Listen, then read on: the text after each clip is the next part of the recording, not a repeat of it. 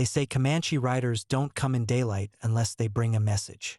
But when the dust cloud rose beyond the ridge, 100 strong, silent, and fast, no one in the settlement dared ask what message they brought, because they weren't charging, they weren't shouting, they were just coming. And every soul in the valley felt it in their ribs.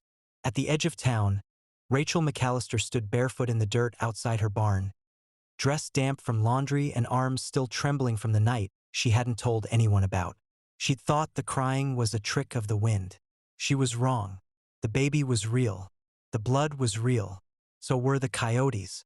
But what she didn't yet know, what she couldn't have imagined, was that the child she cradled in the dark with her own torn skirt wrapped around his foot belonged to him, the Comanche war chief they called Ghost Bear. And now he was coming, with all his riders, and every man in Dry Creek had just realized whose porch she stood on. But before we get to that moment, before the rifles were lifted and the silence cracked like timber snapping under weight, we need to go back 3 nights, back to when the howling started. Rachel's ranch sat farther out than most, a half-day's ride from town and 2 from the nearest neighbor. After her husband died of snakebite 2 winters ago, folks expected she'd sell and leave. She didn't. She stayed, alone but not helpless, the kind of woman who spoke soft but moved with the sure weight of someone who didn't need to be explained. That night, she'd been closing the chicken coop when the howls rose up, not far off moaning, but frantic, excited. Coyotes. Too close. Too many. She ran for her lantern. She'd lost a lamb that way last spring. She wasn't about to lose another. But when she rounded the barn with her shotgun raised, what she saw stopped her cold. 3 coyotes, one limping, teeth bared, circling something caught in the brush near the fence. First she thought it was a dog. Then it moved and whimpered. Small, human. She didn't shout. She just fired once into the air and charged. The coyotes scattered, dust and fur. The small body was curled in the dirt, naked to the waist, covered in mud and cuts, 1 foot bleeding from where it had been caught on a jagged rock. Big black eyes looked up at her, terrified, but not crying. Rachel dropped to her knees. "It's all right," she whispered, setting down the lantern. "You're safe now." The boy didn't understand the words, but he understood the voice. He didn't move when she lifted him, didn't fight, just went limp against her shoulder, cold and shaking. She cleaned the wounds with boiled water, wrapped his foot, fed him spoonfuls of bread soaked in milk. He never spoke, just watched her, cautious, like a deer unsure if the salt in your hand hides a trap. She found feathers tied into his hair and small beads sewn into a scrap of leather at his waist. That's when she knew. Comanche, which meant danger. She should have ridden to town. She should have sent word. But she didn't, because the boy needed rest more than rules. And because something in her chest, something that hadn't stirred since her husband's boots stopped echoing on that porch, told her she wasn't meant to run from this. By morning, the boy could stand. He limped through the yard, pointing to the chickens, mimicking their pecks, and laughing for the first time. Rachel smiled back. "Chicken," she said gently. He pointed again. "Taka." She repeated it. "Taka." He nodded. She knelt and placed a hand on his chest. "What's your name?" He touched the feathers in his braid and whispered, "Peta." She nodded once. "Hello, Peta." They spent the next 2 days learning words. He taught her Comanche for sun, horse, tree. She taught him milk, boot, safe. At night, he curled up on the cot beside the hearth, her old blanket tucked beneath his chin, and drifted off to sleep like he'd always belonged there. And Rachel, for the first time in years, didn't feel alone. Until the hoofbeats came. It was just past noon on the 3rd day. Rachel was chopping wood when the ground began to hum. She looked up. The horizon moved. Riders. More than she could count. No banners. No noise. Just thunder rolling silent beneath hooves that did not slow. She stepped forward, shielding her eyes. Peta came to her side. He saw the cloud, and didn't flinch, just said one word. "Father." By the time they crested the ridge, the town had gathered. Sheriff, merchants, ranchers, all with rifles raised. Because no one rides 100 strong unless it's war, unless someone's been taken or killed. And as the riders began to descend toward the ranch, every eye turned to Rachel. Because the only thing standing between those riders and the town was her. And she didn't back away. She didn't run. She stepped forward, lifted the boy into her arms, and waited, dress still stained, lantern still by the barn door. And her heart, though beating fast, was steady. She had saved his child. Now she was about to find out if that was a reason to live or to die. The dust settled before the silence did. 100 riders formed a wide crescent at the base of Rachel's ranch hill, unmoving, like statues carved from smoke and muscle. Their horses snorted, restless, but the men didn't shift. They wore no war paint, no feathers of defiance, just leathers, fur, bone, and the kind of stillness that made a man feel seen in ways no mirror ever could. At the center of them, a rider dismounted. He was tall, lean, and older than Rachel expected, silver in his hair, yet straight-backed with command in every step. His face was hard, but not cruel. His eyes searched the land before him with the slow calculation of someone who had walked through both peace and blood and knew how thin the line really was. Ghost Bear. She knew it had to be him, even if no one had told her. PETA wiggled in her arms, slid down, and stood barefoot in the dust as the man approached. He didn't run to him. He didn't wave. He just stood there, proud, like a cub who'd returned home with fire in his lungs. The man dropped to one knee, took the boy's face in both hands, and whispered something in Comanche too quiet for Rachel to hear. Then, Ghost Bear rose and turned to her. For a moment, neither moved. The 100 riders waited behind their chief in silence. Rachel felt every eye, every breath. But she didn't speak, didn't plead. She simply stood, dress still damp, apron stained, hair pinned back with a trembling hand hidden behind her hip. And then he spoke. "You found him?" His English was thick but clear, strong. Rachel nodded once. "He was caught by coyotes. At my fence. You saved him." "I tried." Ghost Bear looked her over, slow and steady. Not with distrust, with weight, as if trying to decide whether this small woman in a dirt-stained dress could really be who she appeared. Then he asked the question she knew was coming. "You know who he is?" "Yes." "And you did not fear?" She hesitated. "I did." A few of the riders shifted in their saddles, watching. "But I feared more what would happen if I left him to die." For the first time, Ghost Bear blinked, almost like surprise. Rachel continued, voice soft. "I had a boy once. He died before his second spring. I wasn't strong enough to save him, but I could be strong enough for yours." Ghost Bear turned to PETA. The boy stood tall, unflinching. "Did she hurt you?" PETA shook his head. "Did she strike you?" Another no. "Did she make you afraid?" The boy's answer came quiet. "She made me warm." The old warrior looked away then, jaw clenched like he'd bitten down on memory. Rachel felt the shift before it came. Not loud, but sudden. Ghost Bear dropped to one knee before her and placed both hands in the dirt. Palms open, a gesture of peace. And then, gratitude. "My wife is dead," he said. "PETA is all I have." Rachel's breath hitched. Ghost Bear looked up. "Had you done nothing, I would have buried a child. Buried the last of my blood. Instead, I have him back." He stood and raised one hand toward the riders. One word. "No Koya. Peace." One by one, the Comanche lowered their heads. No whooping, no cheers, just silence. Because true peace doesn't come with noise. Comes with acknowledgement. By sundown, the tension in Dry Creek had cracked. The sheriff rode out, slow and cautious, stopping halfway between the ranch and the outer hill. Ghost Bear met him alone. No weapons, just words. Rachel stayed by the barn, watching like everyone else. The two men spoke for nearly 20 minutes. No one heard what was said. But when the sheriff returned, his face was unreadable. He didn't explain. He didn't call a meeting. He just said, "No blood tonight." And for Dry Creek, that was miracle enough. That evening, Rachel found Peter asleep in the loft. He hadn't wanted to leave right away. Ghost Bear had allowed him one more night. One more dream beneath her roof, he had said.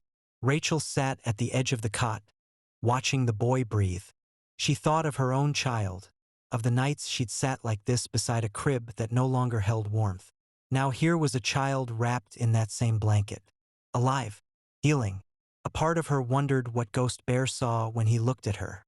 Not a threat, not a savior, just a bridge between two worlds that rarely touched without burning. She went out to the porch. Ghost Bear was there, looking out at the stars like they owed him answers. She didn't say anything for a long time, just listened to the insects, the wind in the grass, the occasional whinny from the horses down below. Then he spoke low and slow. There was a time long ago when Comanche women helped wounded settlers on the trail, when the land wasn't split yet. Rachel nodded. I believe that. We have not forgotten. But many think we have. She folded her arms. Maybe they've just forgotten how to see it. He turned, studied her again, and this time the weight in his eyes had changed. It wasn't suspicion anymore. It was recognition. Tomorrow, he said, we ride east, back to the Brazos. She nodded. You'll be safe there? He glanced back toward the barn. He is safe now. Then, so are you. He reached into the leather satchel on his belt and pulled out a small carved figure, a hawk in flight, and handed it to her. A sign, he said, if ever you need to cross our land again. She took it, not because she needed it, because it meant she'd been seen. The next morning, when the riders left, Peeta turned in the saddle and raised one hand high. She waved back, and then they were gone. Not a trace, no dust trail, just the memory of hooves and kindness and a boy who lived, because a woman hadn't looked away. The days that followed were quiet in a way that made people nervous. No one in Dry Creek liked quiet after noise.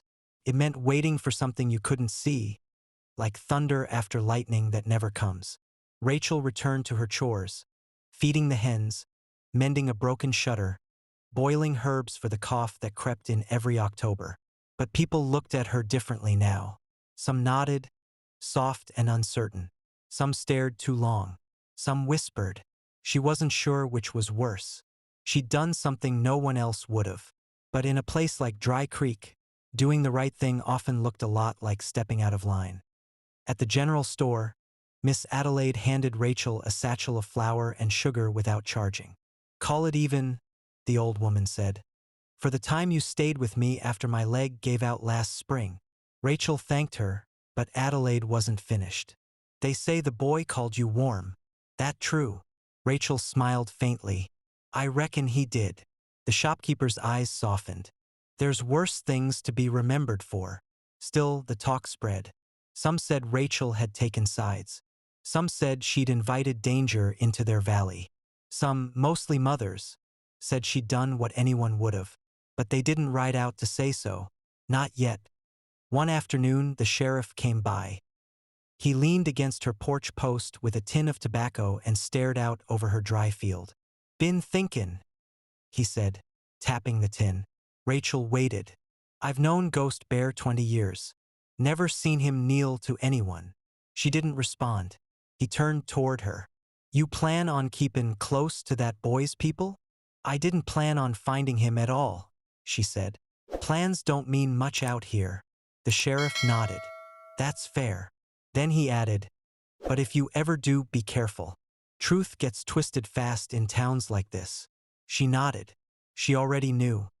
That night, Rachel lit a lantern and sat by the hearth, sewing by memory.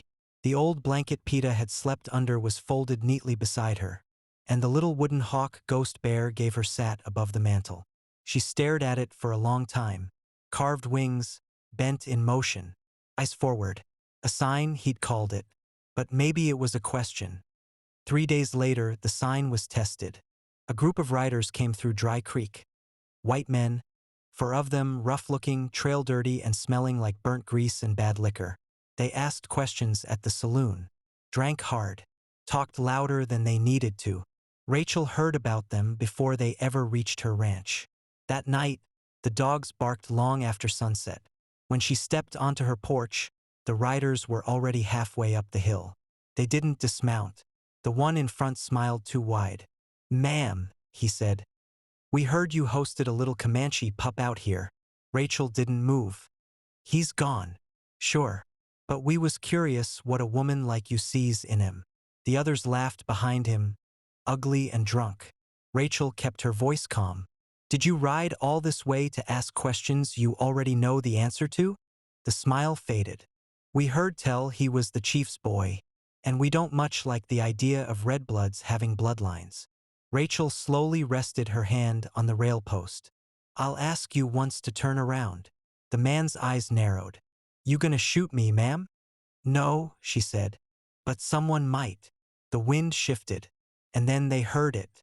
From the dark trees beyond the barn, a single low whistle, then silence. The men froze. One cursed.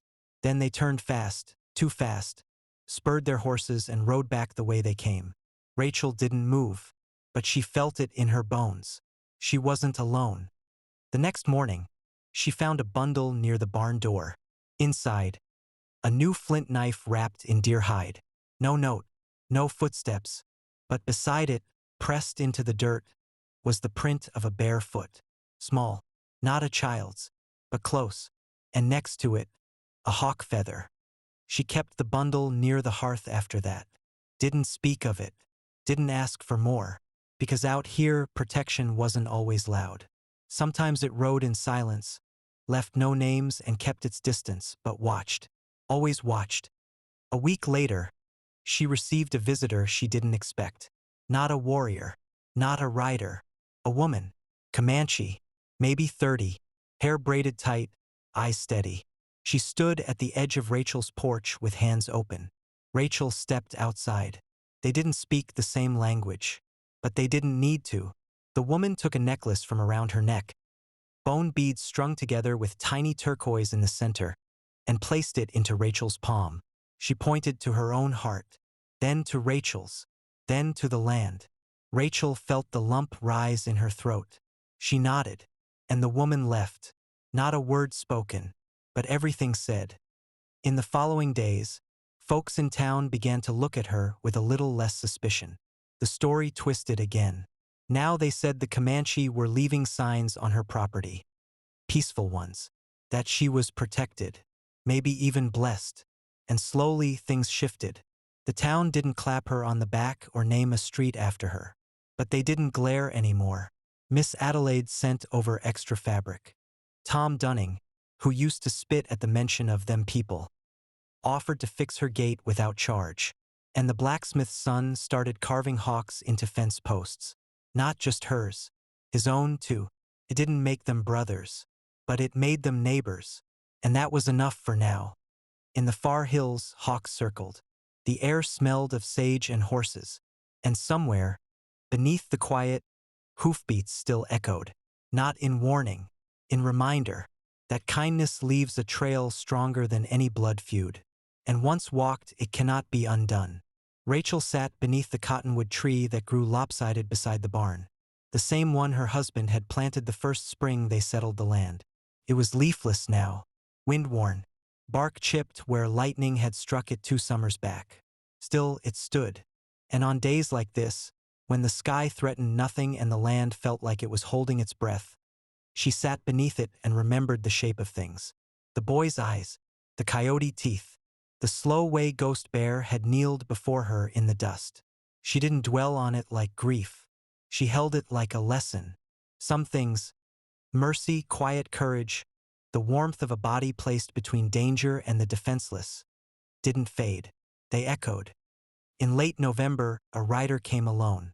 Rachel spotted him through the warped glass of her kitchen window.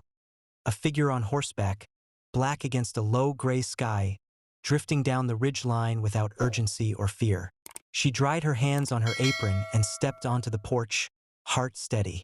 The man dismounted as if he'd done it 1,000 times, slow and careful, hands away from his belt. "Ma'am," he said with a nod. His voice had a ranch twang but carried years in its chest. Rachel studied him. He looked worn. like someone who'd seen both sides of a fire and didn't much care for either. "You Rachel McAllister?" he asked. "I am." He pulled something from his saddlebag, a folded piece of hide, tied with a strip of grass. "From the Brazos." She took it gently, opened it. Inside, written in careful English inked with charcoal on buffalo hide. "He speaks of you every day. You are his second root. Ghost Bear." And beneath it, in child's hand, "Taka misses you. PETA." Rachel folded the hide slowly, fingers lingering at the edges like she was tucking away a heartbeat. "Thank you," she said. The writer nodded. "They say he's training with the scouts now. Keeps your old blanket by his fire." Rachel smiled. It wasn't grief in her eyes. It was pride, tempered, quiet, but real. "Can I offer you coffee?" she asked. The writer paused, then dismounted completely. Wouldn't say no. Over coffee he shared more. The Comanche had moved southeast for the winter. Safer ground. Less frost. There was peace with the army for now. A tense, unofficial peace, but real enough to let boys grow into men without always looking over their shoulders. And Ghost Bear? He was teaching not just his son but others. Teaching how to track and how to forgive. How to know a rifle's weight but never let it outweigh wisdom. "He says you reminded him," the writer added, "what mercy feels like when it's real quiet and cold." Rachel didn't speak for a moment. Then, "Mercy doesn't make noise. That's how you know it's true." The writer tipped his hat. "Well, he sent me to say you're welcome anytime." "Did he?" The man grinned. "And also to make sure you're still breathing." Rachel laughed softly, surprising herself. "I'm breathing." That night, she sat by the fire with the hide note in her lap and the hawk carving in her hand. The ranch felt still. Not empty. Still. Like it was waiting. Like it had changed shape even if no one could see it yet. In the weeks that followed, small things began to shift again. One morning, Rachel found 4 ears of dried corn on her doorstep, wrapped in river grass. Another day, a small leather pouch filled with smoked herbs, good for the lungs. No names, no words, just gifts, left quietly.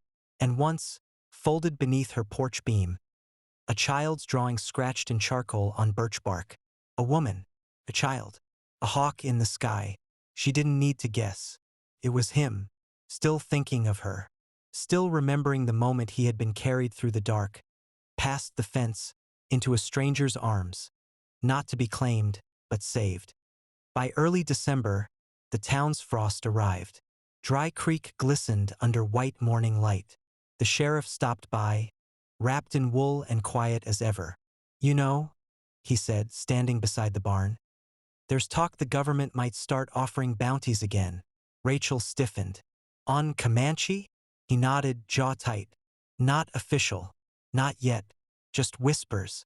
But the kind that travel on coin." Rachel looked away. "If they do." The sheriff didn't finish. But she already knew what he was asking. Would she still stand in front of them?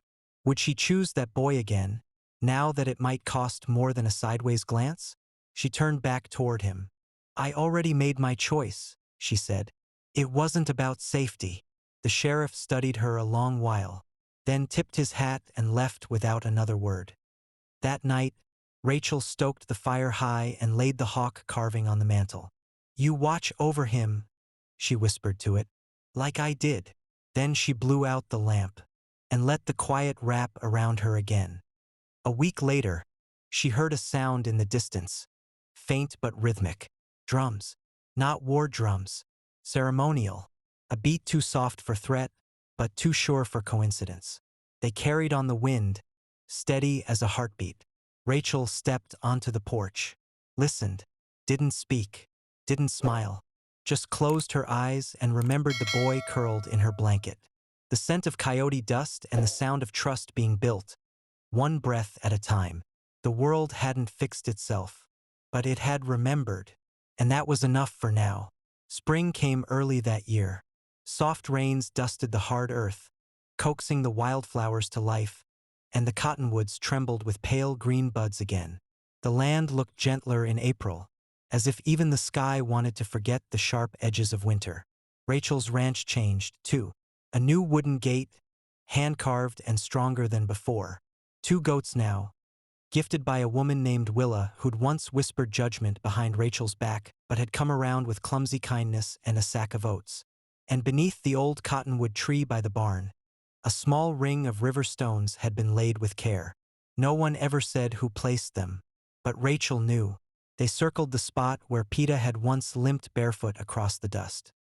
She rode into town one morning for salt, molasses, and to pick up her stitched boots from the cobbler. Dry Creek had grown quieter, and the people had grown, not warm, but less guarded. The blacksmith's wife waved now. The preacher's daughter brought eggs.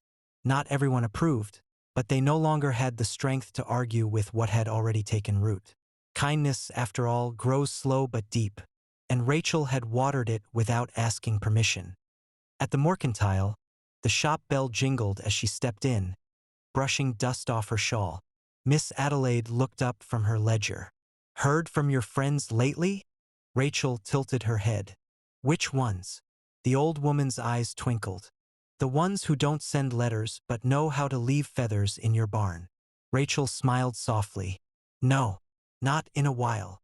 "Maybe that's good," Adelaide said, packing sugar into a tin. "Means they trust you don't need 'em anymore." Rachel paused. Then, "Or maybe they trust I'll call if I do." That night she couldn't sleep. The moon was high, the wind restless. She stepped outside barefoot, lantern unlit, and walked to the edge of the pasture. Stars above. Coyotes somewhere far off, howling to no one in particular. Rachel folded her arms and watched the hills. And she remembered the weight of the boy in her arms, the sound of his breath against her shoulder, the way Ghost Bear had looked at her like she'd moved a mountain without lifting a stone. She hadn't thought of herself as brave. Still didn't. But there was a kind of quiet strength in not turning away, in standing still while others ran. And that, she supposed, was enough. Near dawn, the riders returned. Not 100, just 3. They didn't come with drums or fury. They came with saddlebags, calm eyes, and the smell of campfire in their cloaks. Rachel saw them from the porch and didn't flinch. She stepped into her boots, pulled on her shawl, and walked out into the morning mist. They dismounted. One of them was Ghost Bear, older now, slower, but with the same command in his posture. The second was a young woman Rachel hadn't met before. Braid tight, face solemn, sharp-eyed and tall. The third, Peta. Taller. Leaner, a scar down his right forearm. But still him. He grinned the moment he saw her, and Rachel felt something inside her chest break wide open and bloom all at once. He crossed the distance before anyone spoke. Arms tight around her middle, face buried in her shoulder. She held him without question, without needing words. When he stepped back, his voice was deeper, but the timbre was familiar. "I remember your fire." Rachel touched his cheek. "And I remember your courage." He held something in his hands, a cloth-wrapped bundle. He placed it into hers. Inside, a fresh-stitched shawl, patterned with hawks in flight and soft red thread tracing the border. "We made it," he said. "So you are always covered." She blinked the tears back and nodded once. Ghost Bear stepped forward then, slower than before, his breath deeper. "You are known to our people now, not as outsider, as sister." Rachel bowed her head. The young woman beside him spoke next. "I am his cousin, soon to marry a man who will one day lead. My children will know your name." Rachel looked at her, saw no pretense, no ceremony, just truth. She placed a hand to her chest. "They are welcome here, always." The riders didn't stay long. They never did. But before they left, Peta turned back at the pasture gate. He pointed to the sky. "A hawk," he said. Rachel looked up.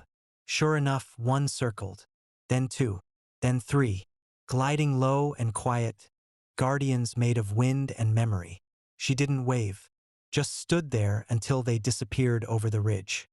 The land grew old around her. So did she. But the cabin never felt empty again. Letters came sometimes, short, hand-sketched drawings from Comanche camps far away. Feather bundles. dried sage, a bracelet made by small fingers and sent through careful hands. And once, many years later, a child arrived, Peta's daughter, brought by her mother to meet the woman who warmed her father when the world was cold. Rachel took her hands gently and led her into the same room where Peta once slept. She gave her the old blanket and told her the story, not with grand words, not with warnings, just soft, like something sacred. When Rachel passed, the town gathered. They spoke of her strength, her solitude, her land. But the ones who came after sundown, who arrived quiet and bone-tired, not wanting notice, they brought something more. They brought soil from the Brazos, laid it over her grave by the cottonwood tree, sang a song in their own tongue, and left a single hawk feather on the stone. Because once she had lifted a child in the dark, and now generations would remember her light, not loud, not proud, just true, and that was everything.